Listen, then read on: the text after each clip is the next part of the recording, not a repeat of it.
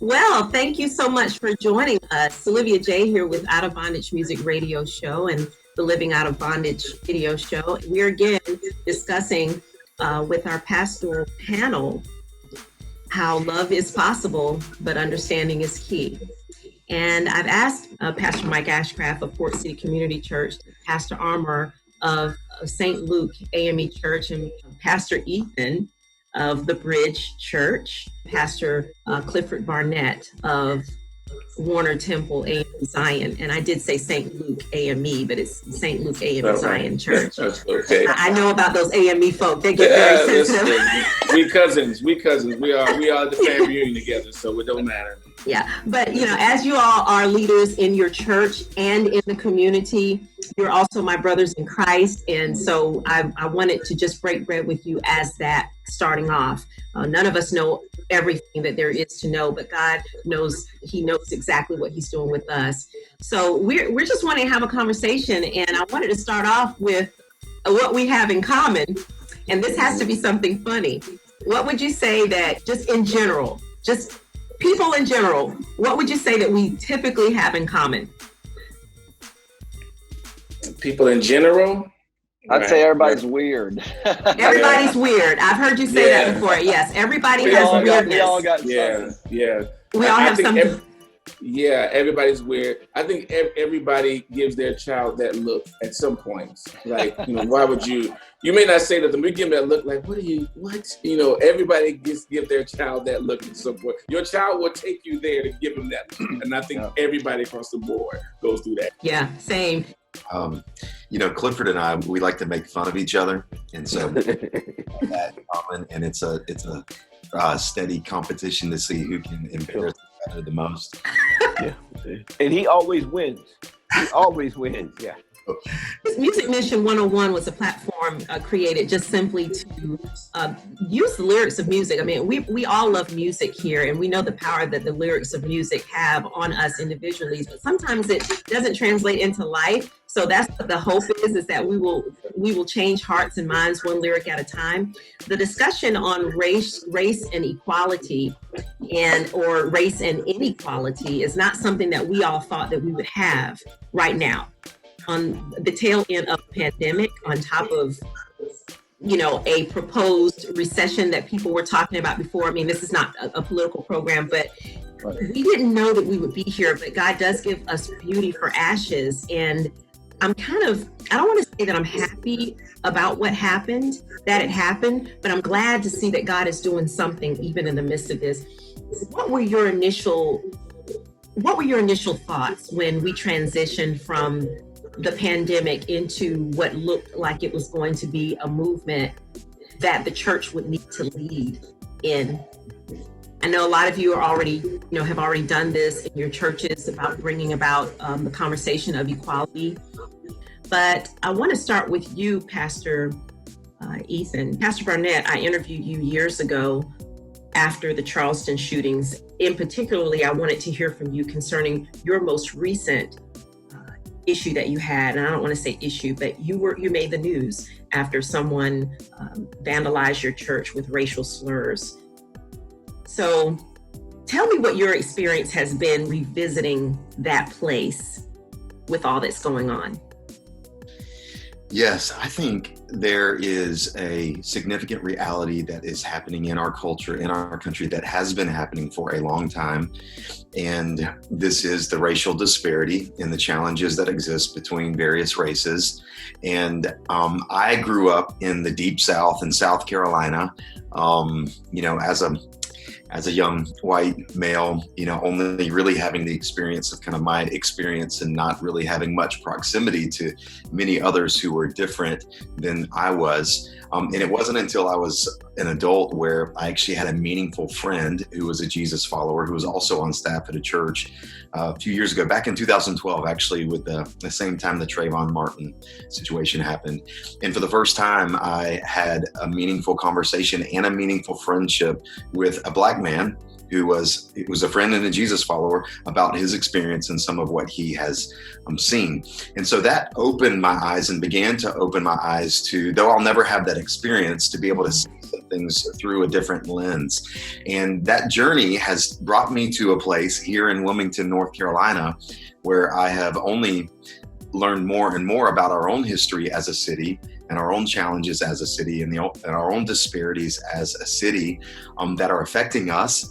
And then specifically, as you mentioned, we have a passion to be a multi-ethnic church, specifically in our city. And much of our teaching has to do with ethnic issues and racial issues, which I think are really central to the gospel itself.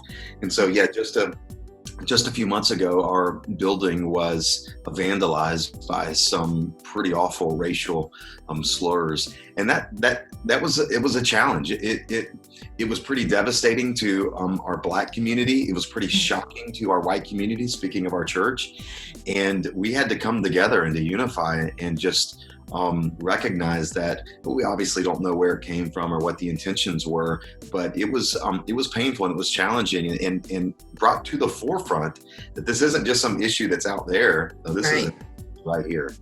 What about you, Pastor Burnett? Since about Charleston. Well, and the first thing is Ethan and I are friends. We met at a pastor's breakfast at Snipes Academy, and we sat next to each other. God positioned us to be next to each other. So we've been friends, and so we've been working with this together. And so one of these things was when they defamed this building, we went over and helped wash it off.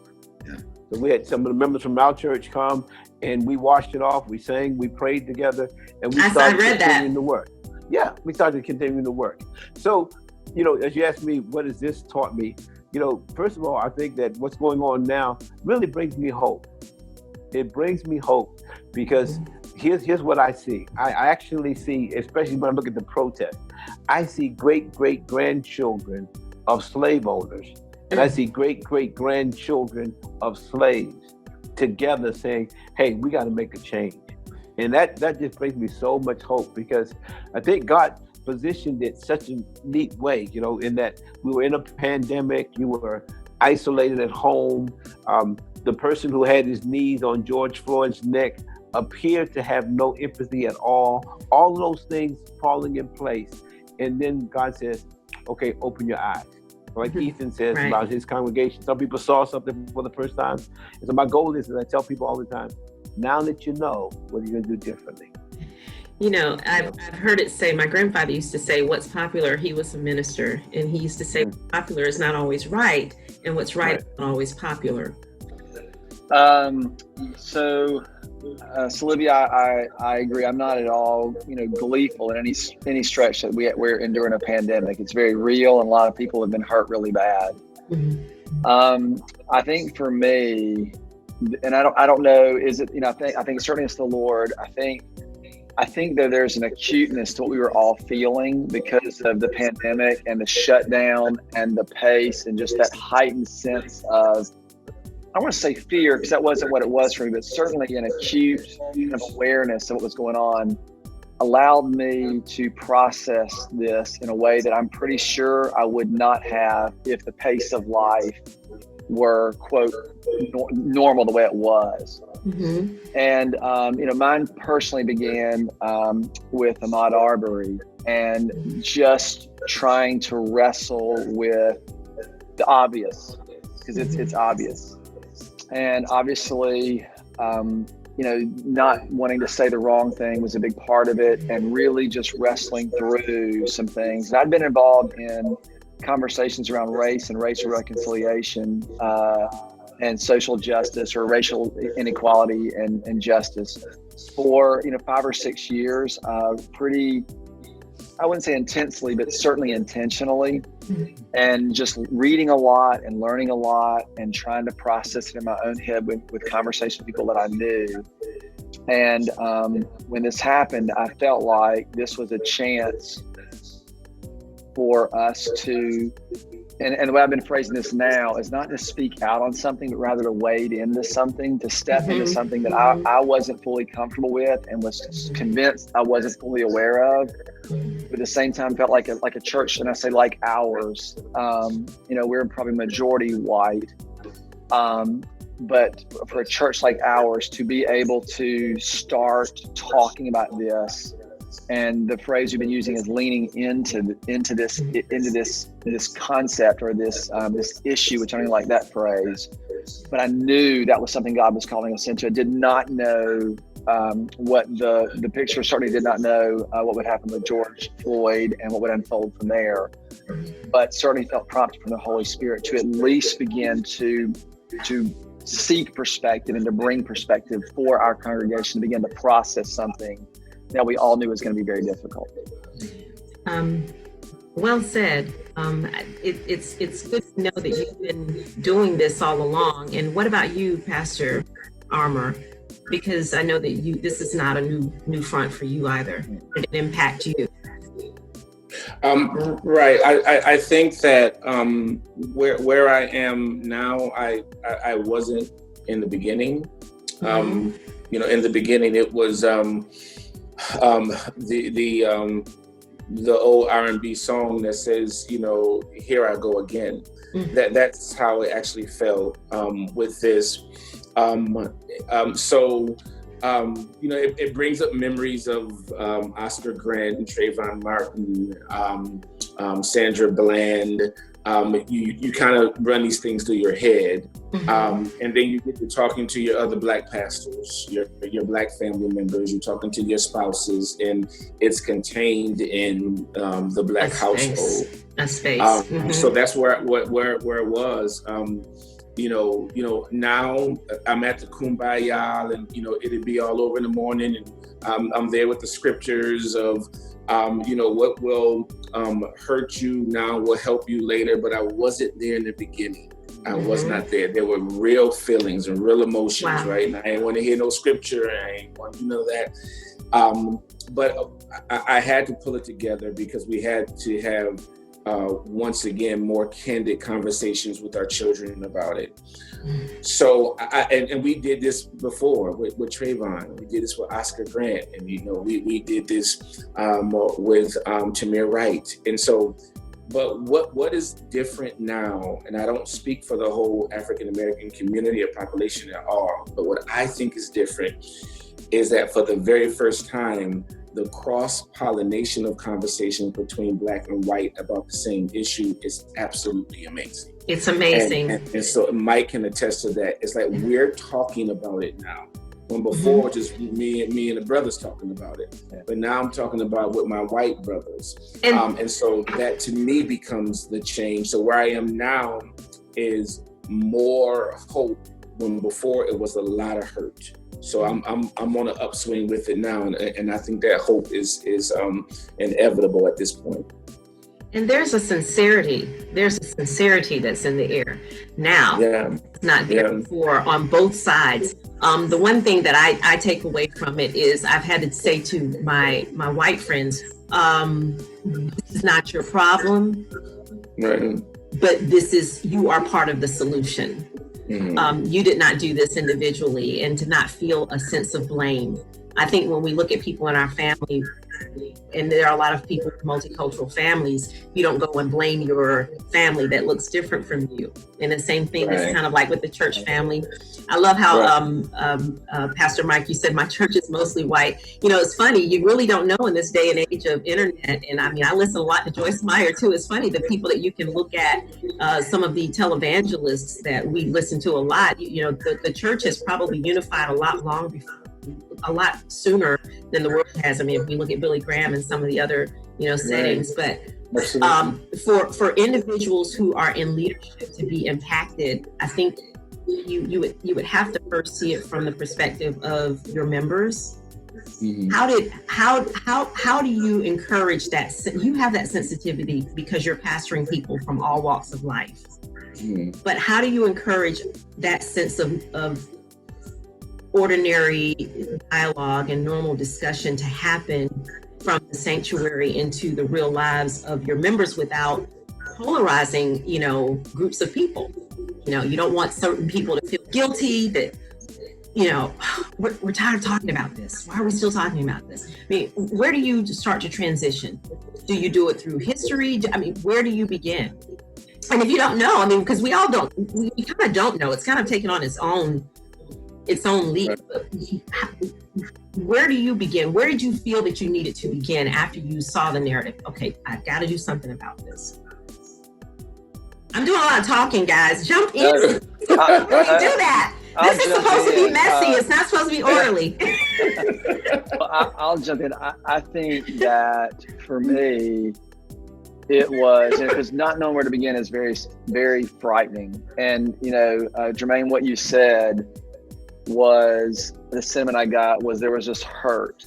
And, what I had to do is, and I talked to one of my friends, and he said, because we were talking about this, and what I began to do was just ask about people's experience. I had several Black friends, and we had some conversations about race, but I never, really pressed in. It's like, tell me like what you really feel or think. So I just went, I had 3 or 4 people reach out to me as well.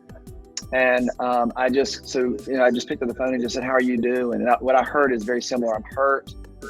I'm not surprised, or here we go again. That was the sentiment. And then what I heard was some, this tendency to be frustrated with, like, now all my white friends are like, did you know this is a big problem? They're like, we've been talking about this for years and years. And I'm one of, I'm among those. Mm-hmm. I've heard these stories before. I'm familiar with Trayvon Martin. I did not think the same way about Trayvon Martin as I think today. I did not know. And so part of what I thought was really interesting for our churches and for churches, what you have to do is you have to get ahead of things so that people don't wonder. I think, Silivea, you said this. They don't go, why are you bringing this up again? We've been talking about it. Mm-hmm. Right. This can't become an issue that gets drudged up whenever something happens. This has to be a way in which we fundamentally see the redemptive plan of God's kingdom and work in this world, so that when we're pursuing that, we're not pursuing racial justice as a sidebar item. It is actually an essential part of what it means to pursue life in God's kingdom. And when we can set a vision like that, then a conversation about race doesn't feel like you're dragging something up. It feels like you're continuing something that you have begun. So my posture was, because this was the first time our church had probably spoken out, and I'm using that phrase, that publicly regarding race. I knew I'd get some pushback and such, but I wanted to make it about understanding, because it's not about trying to get, let me give to you all the, because that's what everybody does. Well, here's all the facts about this, and here's all the facts, and they do it on both sides, and it never works.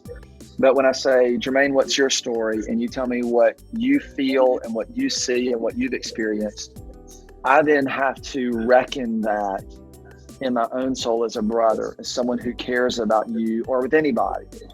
And so that's where my processing began, was who do I know? And I mean, I had friends of my kids, and I would just ask questions. Mm-hmm. And they go, oh, wow, you like care about this. And I'm going, well, I'm learning too. I'm learning, because sometimes I didn't, it wasn't there. So that's what I think we have to do collectively with our churches, is really create a posture, or with our church, create a posture of understanding. And what we're teaching in our church, when I'm saying this, is that when you lean into understand, it's actually the first step in learning to care. And we have to care about people enough to make this important to all of us, for all of us. You wanna jump in there, Pastor Burnett? Well, I think that, what the church has to do is, what I try to teach my folks is, number one, first with the racial piece, is I tell my African-American congregation to tell the white people that they know that to stop beating themselves up. There you go. That's the first thing I say, is stop beating yourself up. And then the second thing I tell them is to model grace, because that's what Jesus would do. Jesus would model grace. You'd back up. But then the third thing I tell them, and this is where we go to the action piece, is, but now that you know differently, now that you know, you've got to do something different. Now that you know, we need to work on sustainable changes. We need to work on things that will make a difference later on. So I encourage people to vote. I encourage people to go to the polls. As a matter of fact, we pass out.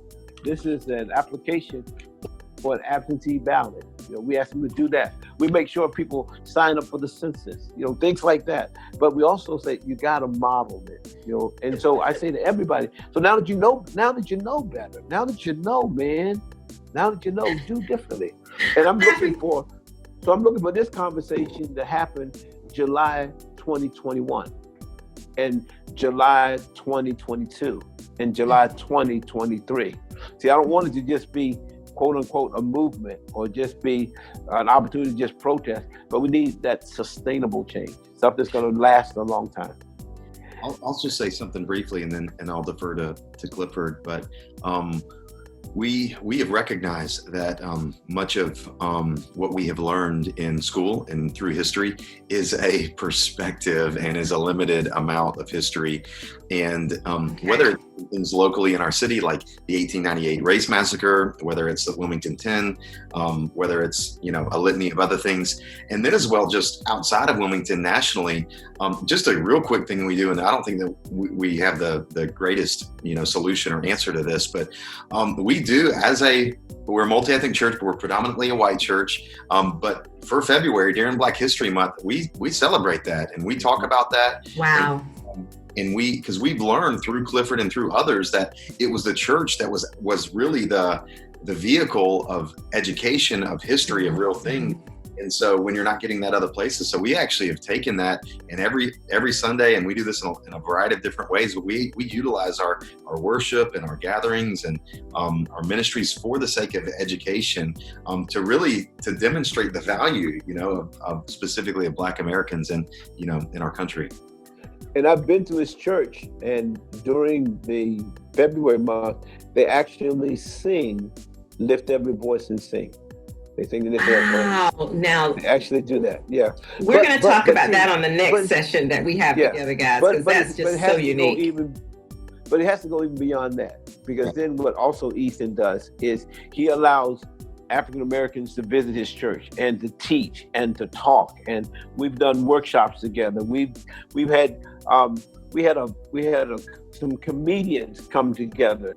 We invite people of different races to come to our church as well.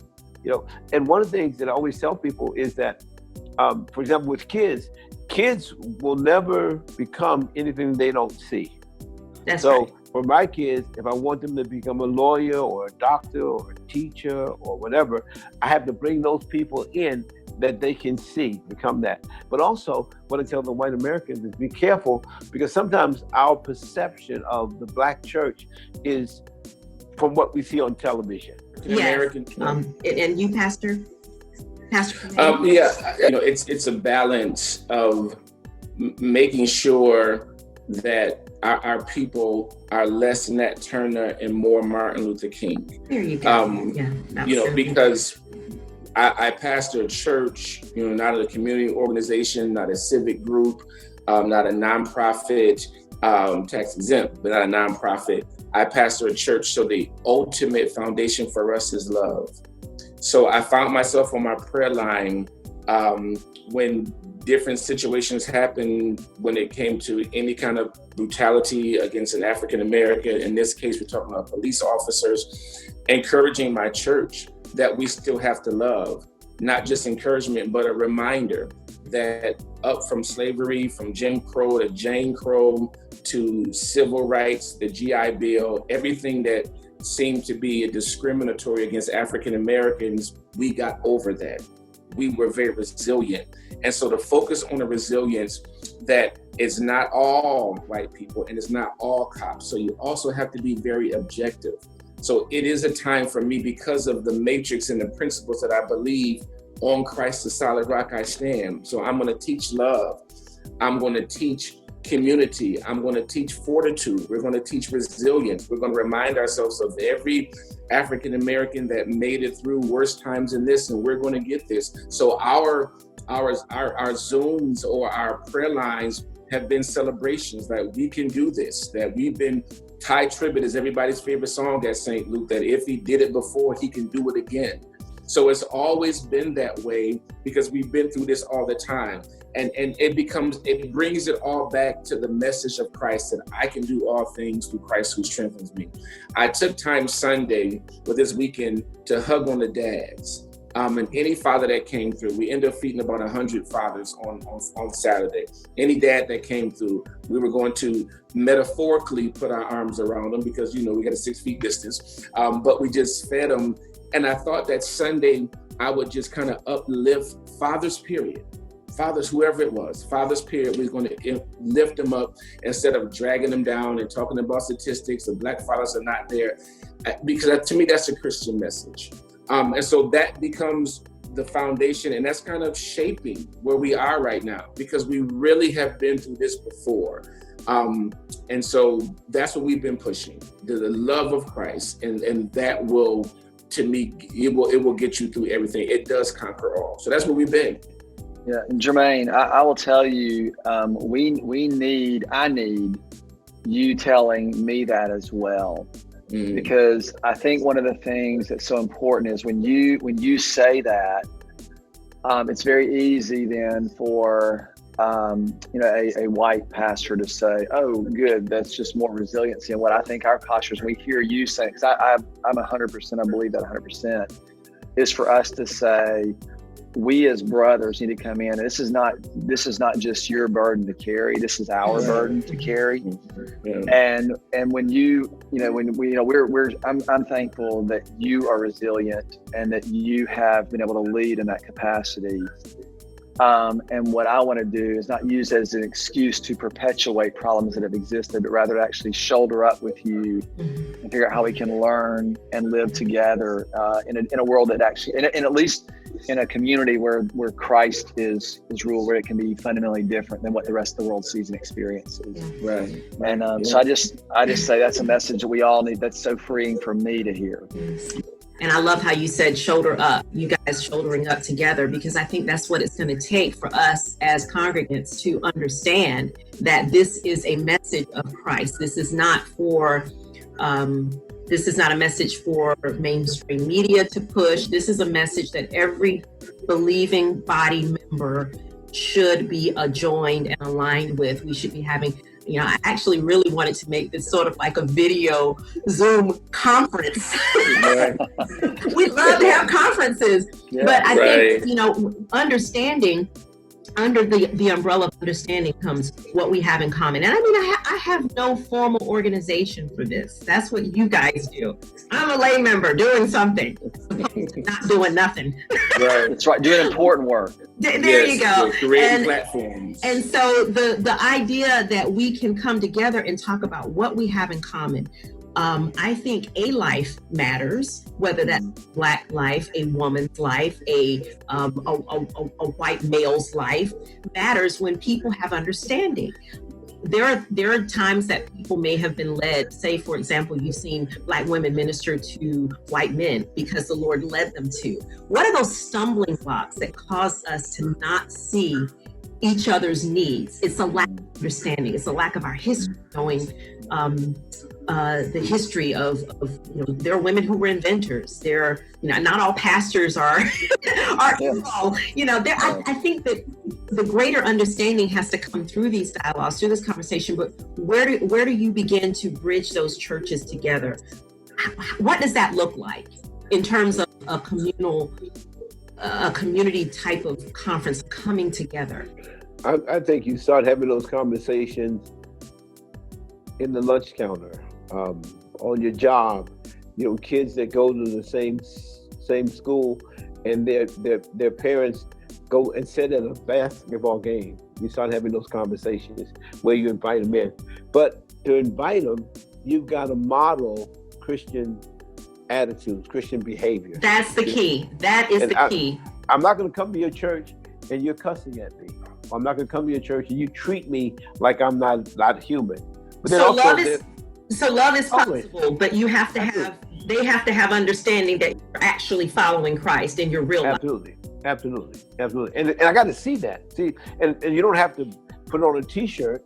I've got to see it modeled. I've got to see you by the way you treat the kids on the soccer team, or to treat the people that you work for or work for you that can't give you anything back. I got to see it. And Jesus said you'll know them.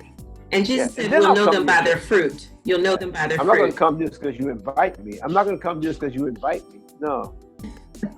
I think this is a really, really sensitive and just really delicate conversation that it has to become a kingdom conversation that we talk about.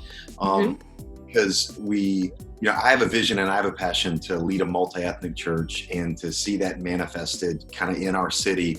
And so that like, as Clifford said, the point isn't just multi-ethnic gatherings or events or church services, but it's multi-ethnic dinner tables. And so that's kind of, that's what we're really after. But in the process, yes, I love the Black church. I had a friend recently in a conversation who said he thinks the Black church is the most biblically faithful expression of the church that has existed over the past few hundred years. And I would say, I think I agree with that. And so I think we have to have a conversation that it's interesting that white people, Black people might be more okay with migrating to a white setting, but white people don't have the same eagerness to go to a Black setting. And I think there's a lot of stuff that happens there. And I think we need to talk about that because I think so. But if I could say one thing before we answer that question, I have a good friend of mine who I've gotten to know over the years. And that's when, we had the first, why is everything about race? We had those conversations. And it's when I began to learn, man, if this is important to you, then it needs to be important to me. And that was a part of my beginning point. And that's part of the reason I've been so emotional in this season is you see something that happens in Minneapolis, or you see something happens in Atlanta, or you see something happens, and you can very easily realize, I don't have to care about this.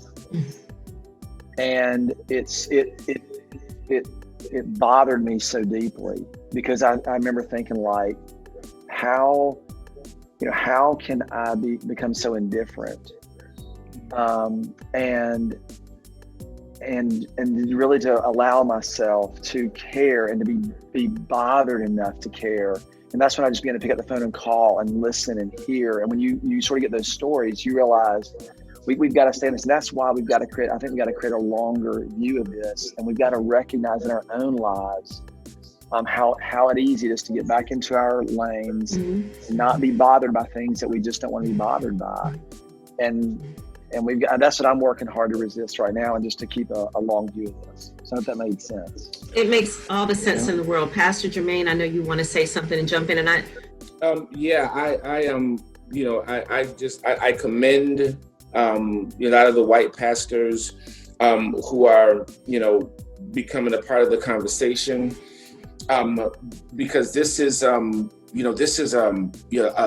lifestyle for us. It really is, man. It's really a lifestyle that we've had to endure.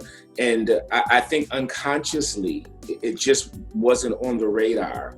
But I think that there was an officer involved shooting a couple of years ago where you saw on tape the guy running away and being shot in the back. But that didn't garner a whole bunch. It was all over the news, but it didn't garner a lot of attention like Minneapolis did. I mean, we all saw that, right? And so I think that was an awakening again for African Americans, but an enlightenment for white America. And with that awakening again for us and that enlightenment, it's almost like we're coming together and having these conversations. The Bible says, come, let us reason together. And we had not done that before. So, I mean, I really commend, the pastors who are just kind of joining the conversation. And it's like, let me kind of introduce you to my world, because I was in my silos with my guys, because I didn't think that, that you even cared, or we weren't giving out the information. But now you see the care and you see the heart, and you see that we're going to have to, if we ever going to heal this, it's going to have to be together. I mean, it is going to have to be together. And for a church to lead it, a church has to be very inclusive. Any other group may have the leverage to be divisive, but we can't. We have to do it together. Yes. And so I think that's where we're going. And I'm so glad that you brought that point up, because even though I didn't have that as it was a question in the back of my mind. One of the things that we chose to do was to integrate ourselves. So often we love to quote Martin Luther King when he said that Sunday morning is the most segregated time in America. I ask myself, and I and my family, we ask ourselves, what are we doing about it as Black people? Are we integrating ourselves, or are we doing much of the same that we've been doing? And you feel this push, you feel this call to come out of whatever you are. And we love to say in the African American community that people are church hoppers, so to speak. They go from one church to the next church to the next church. Right. But we never, sometimes, not everyone, but some people never see the body of Christ as this organic thing that, it is a living body. And you may be called to Afghanistan, you may be called to Africa, you may be called to Washington, D.C., but if you're on a missionary trip, then that's okay. But what if your mission is to leave the congregation that you've known all of your life and go to some place where you may be different? Right. And when do we, as African Americans, how do we evoke those conversations that maybe invite someone to church that doesn't look like you, opposed to wondering why people who look like you are going to a different type of church? Where does that integration begin? And that's that may not be for this setting, but that's one of the things that is in the back of my mind, is that there's a role that Black America has to play in making sure that integration is fully achieved in church. It's like, oh, we overcame in business, we overcame in this, but we're not going to mix our religion with each other. We're not doing that. Right. I think the word that you mentioned before, and Mike mentioned as well, is understanding. And we have to understand now. I challenge my church from a point about when David was running from Saul. Mike, remember, he was running from Saul, and he ran to the church and he asked the priest Abimelech, give me some bread. And the priest said, I don't have nothing but holy bread. And he said, we ain't got no more regular bread, we got holy bread. And David said, give me the holy bread. And so I'm challenging my church that as we go back to church, whenever that is, that as a pastor, I repented from giving my people regular bread. I now have to give you holy bread. I now have to take you to a new level of teaching, right? Yes. I now have to teach you serious things of the Word of God. Yeah, I heard a preacher once say the best sermons are not on the lines, it's between the lines. I have to begin to look deep to give you that holy word and to give you that understanding that witness is when me and you talk. Witness is me and when me and Mike talk. Witness about God is when me and Silivea talk. But evangelism is talking to somebody else who doesn't know Christ. That's right. It doesn't matter what color what they look like. They just don't know Christ, right? Mm-hmm. Whoever doesn't know Christ, that's what evangelism becomes. So me and Tanya, my wife, were watching the 30 for 30 last night, Bruce Lee.